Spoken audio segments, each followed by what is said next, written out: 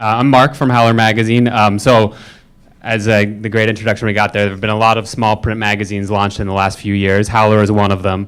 Unfortunately, being a small startup print magazine, I could not bring 70 copies of it to give out to everyone tonight. It'd be a hit to the bottom line. I did bring 3 copies for people to pass around because we think it's important for people to feel and touch the magazine. So I'll just give a few of these out for people to pass around while I talk and, keep them throughout the night.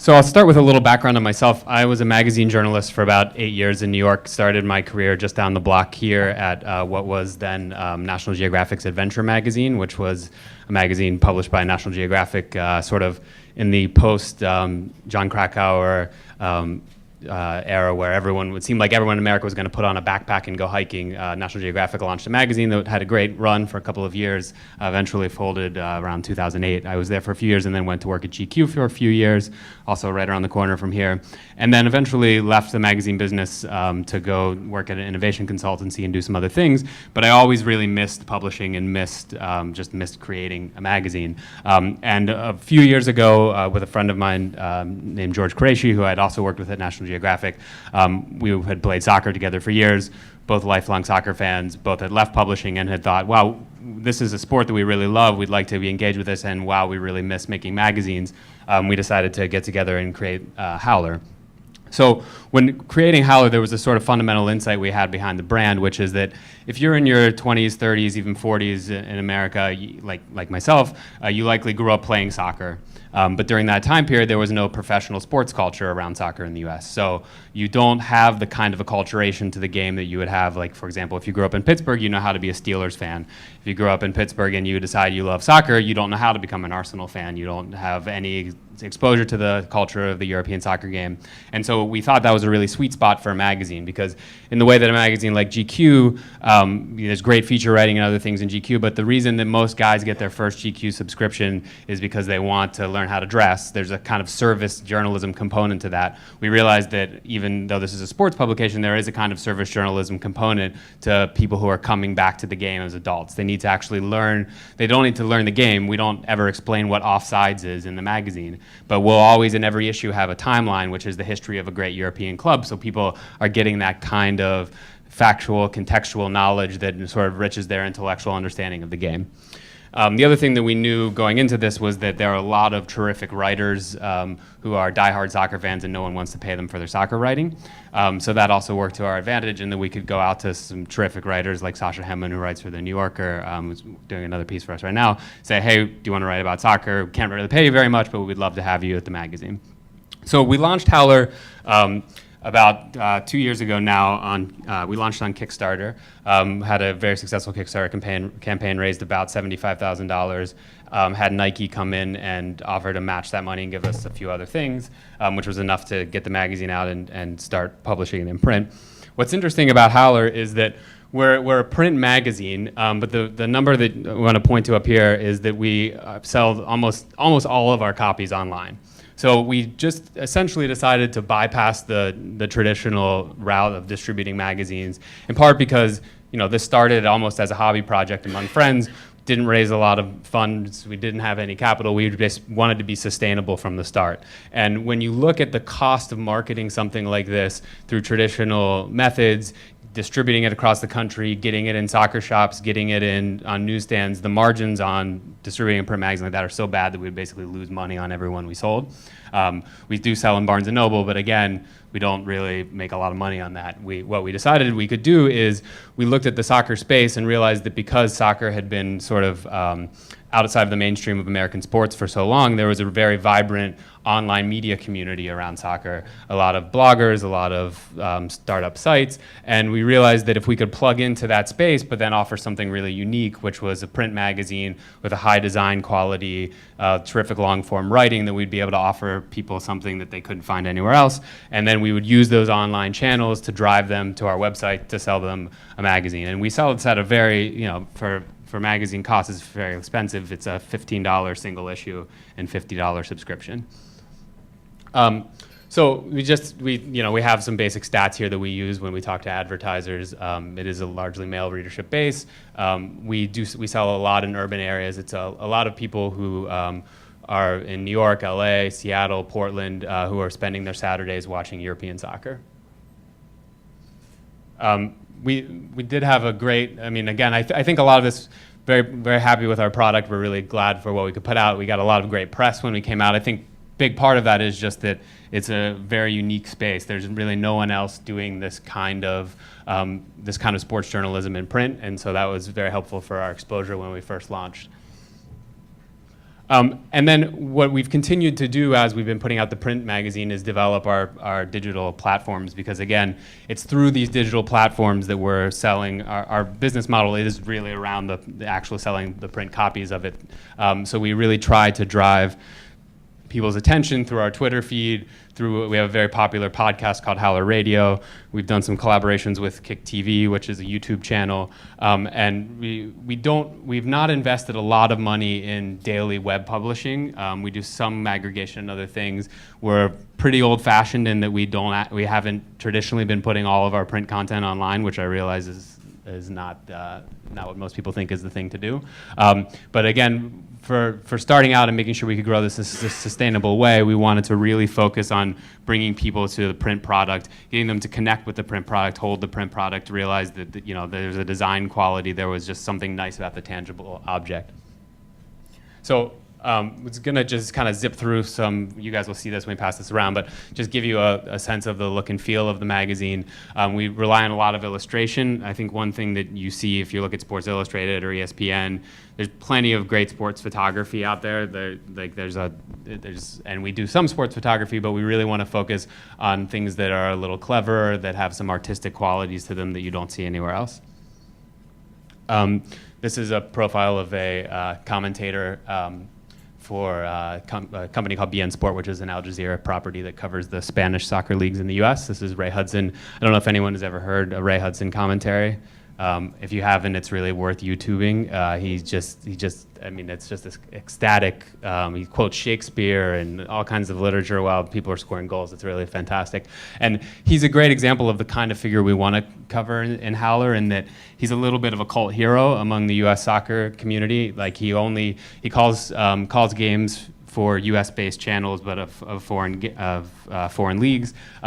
And if you watch Spanish soccer, you know who this guy is. And so you come to the magazine, you get to see a profile of him.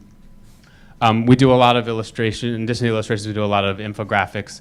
This is a look at the World Cup qualifying for this upcoming tournament, and all of the different teams that qualified, the games they won. Then this is specifically looking at the CONCACAF, which is the organization in which the U.S. qualifies.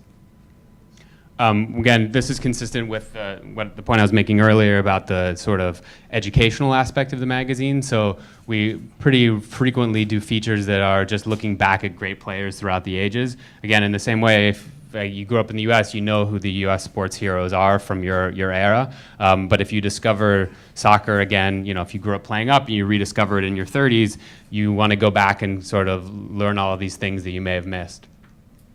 And this is one of the timelines that I had mentioned earlier. And I think that's it. Yep. So that's a quick overview of what we do at Howler. Would love any questions you guys have.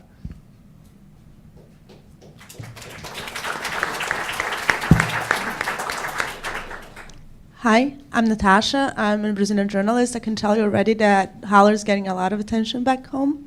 And my question is about your sales logistics. How do you manage sales and subscriptions through your site? Sure. So we sell, basically, we use Shopify as our engine to do our sales. And then we have we have a CRM that we pull things into to maintain our subscriber database. We use a variety of products around that. Like we sell a lot we use Stripe and PayPal and all those online vendors to process things, but Shopify is our main engine for selling. And then for the distribution, we had originally worked with Amazon, which is logistically fairly easy to interface with. They did a great job getting things out. They would sometimes do strange things like send a magazine in a box as big as me, and we would get complaints from customers. We recently did switch to a smaller distributor. Amazon is great for providing like a seamless kind of experience. The problem is that when something goes wrong, they're a little harder to deal with, and we had a mistake with our last issue where we sent them a pallet full of magazines that weren't intended to go to them. We wanted to distribute them directly, and the problem is that once you have a pallet of magazines on an Amazon warehouse somewhere, and you need someone to like go and do something with that's not what you're like, not the normal course of action for Amazon. It is incredibly hard to get them to be responsive. So we ended up deciding to go with a smaller distributor, which will be helpful to us. There's one. I didn't count the pages. How many pages are you at there? It's typically just over 100, so like that one's probably 116 or something. And the print run is how much? We are printing about 7,500 or so. So it's pretty small. We have about 4,000 subscribers. We'll sell between 1,500 and 2,000 single issues. And the advertising page rate? It varies. So with those numbers, we're not really. We're not delivering a lot of impressions by comparison to others. So what we typically sell on a brand platform basis with our partners. So we'll talk to Nike about we'll give them some pages in the magazine, but we'll do some other kinds of things. We're really selling the brand and selling the idea of being a part of this community of people. We have about 9,000 Twitter followers, so it's more around the association with the brand. And so but of course that means that the conversations on the page rate vary from situation to situation. And how many brands per issue? Right now, we typically 3 or 4, so not a lot. Really? We really are. Like I said, the magazine was started by 2 editors and some designers. So we don't, we didn't have a business person on staff. We basically had an idea. We thought, let's just make a soccer magazine. Wouldn't that be great? So when we built the business model around that, we really wanted to know how we would sustain that just through our subscribers. And we've basically been able to. We've been selling enough subscriptions since day one to keep the magazine going in a sustainable way. And when you look at where we'll evolve in the coming year or two, it is bringing in more advertising, going more in that traditional model. But at the price point where we are, we can sell. If we're selling 4,000 subscriptions, we can put out 4 issues a year, no problem. So. Hi, you had some mention on one of those pages about a documentary about Greek soccer. Yeah. Is that something you bought? Is that something you made? No, that's something my co-founder, George, traveled to Greece and filmed and edited himself. So we produced it and did it with Kick TV.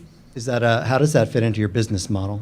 So that, again, we did that with Kick TV, which is they have about almost 200,000 subscribers to their channel. So a lot of the things that we'll do are we don't host a lot of the content on our website. What we'll do is we'll give one of our stories to The Guardian in the UK, and we get The Guardian to tweet about the story, and then suddenly they have 300,000 followers. So a lot of the things that we do are about spreading it's basically about marketing the brand. So in that particular case, I think the cost to make that was very, very low, and then the reach, then we look at the return we get from the exposure from having the Kick TV out there. We had 200,000 impressions of the videos, and then we can look at how many of those we convert to subscribers. So, special plans around the World Cup? Yeah, we have a World Cup issue coming out. It'll be out in May, and we'll also be doing a couple of different digital properties that we don't do. We'll have a daily digital tablet edition. We're going to do a daily podcast. So obviously, it's an important time for us. So big push around that. Go ahead. I think what you guys are doing is really, really exciting, like just from a perspective of an indie magazine. But I do have to ask you a question. I feel kind of like I asked for asking this, but sure. I want to know, are you guys cash flow positive, and have you broken even? Yeah, we are cash flow positive, and so basically the way it works is I'm not on staff at Howler, I have a day job, but my co-founder George does take a small salary from Howler and is able to live on that, and we put the magazine out, we have enough to we're cash flow positive to the extent that we're forecasting out for the next several issues. So. And break even? Yeah, we basically had zero. We had zero investment on our own parts because essentially, Kickstarter was a great platform for us to launch the magazine. We basically knew from the moment we launched. We knew within a day of putting the Kickstarter campaign up that, okay, wow, we can do this. We're not going to lose our shirts on this. This is great. Like we can put 4 issues out. So that's really been a terrific platform for us. Thanks. Welcome. Is there a tip you can offer, by the way, while we get into the next question about Kickstarter? What made it successful? What was the key thing for you? I mean, we give a lot of Kickstarter advice. I mean, definitely the video is important. The thinking about how to tier the rewards in the right way so that you're constantly encouraging people to buy up to the next level, that they feel like they're getting a lot of good value for that. I would say in general, I mean, this is a little bit more cynical advice, but I think some people tend to think of Kickstarter as being a pure meritocracy. It's really not. It's really about, I mean, it didn't hurt that a lot of us involved in Howler had spent several years, or 8 or 9 years in the New York media business. We knew a lot of people. We knew a lot of people with with a Twitter following. If you can reach out to Grant Wall at Sports Illustrated and get him to tweet about your magazine, that's going to be a lot. So, like, I do think that I definitely encourage people when they're thinking about a Kickstarter campaign is to really think about who are the people that are going to drive the tweets, drive the social, drive all of that stuff. Because if you don't do that, then and you really need to get that bump out of the gate. Like, you really have to plan for that and not just say, going to put this project out there and hope it goes okay. Like, you really have to have a strategy for even thinking across that 30 days. Okay, at day 15, we're going to have this thing hit, and that's going to keep the momentum going. So. Now that you've gotten this far, Yep. What are you planning for your business team to come on and take it to another level? That's a good question. We're talking to some various people right now as potential partners to come in and do that. I think what we need, just in terms of thinking about our team and the people on the team, we don't really have a business person on the team, and we obviously need that to take that next step. So that's part of what we're various discussions around that right now. So I can't give you anything concrete, but So you haven't figured out the pathway yet, or you're looking for a networking connection? I think we know what the general pathway looks like, which is it's not the subscriber acquisition, especially online, and like what our path for that looks like is pretty good, and it's not too much harder for us to get up to 10,000 or however. Like, it doesn't look like our cost to acquire subscribers is that bad. So it's a combination of sort of getting that number higher that we're more attractive to print advertisers. At the same time, a lot of these brands are moving away from print advertising generally. So we're going to stay at that high subscription cost, that high subscription point, and then we're doing a variety of. I mean, it's interesting. Like, a lot of our advertisers want to be in our digital channels. They want to be involved with the podcast. They want to be involved with these other things. So it's a balance of sort of keeping this print product, which we think is the essence of the brand, and then building out some of those digital things that may be good revenue generators. Sorry, I don't. What's the story behind the name of the magazine? So we wanted to. So a howler in soccer is when something goes wrong. So if the goalie lets the ball go in between his legs, that's a howler. Or if you miss a wide open shot, that's a howler. And one of the things behind the magazine is that the American soccer fan culture has always been I don't want to say sanctimonious, but a little bit, because it's been such an outsider identity to the rest of the sport, there was a kind of self-seriousness to the way in which American soccer fans related to the sport. And we wanted to have humor, and when you look across to the UK or any of the soccer cultures in Europe, there's just much more fun and revelry and just a sort of sense of self-deprecation around the game. And so we wanted to have a title to the magazine that sort of captured that, which is why we went with Howler. Cool. Last question. How did you determine how to price it? That's a good question. We looked. So we had a good friend of ours launched a magazine called Kill Screen a few years ago, which is basically a video game magazine that is in a similar space in terms of serious writing and literature about something that may seem frivolous, like sports. And so basically it was a lot of his counsel. I think he originally priced that at 12 and had thought he could sell it for more, and we basically took his advice. That's how we decided to do it. So did not do a lot of research. Yeah. That's the short answer. Great. Thank you. Thank you, guys. Thanks very much.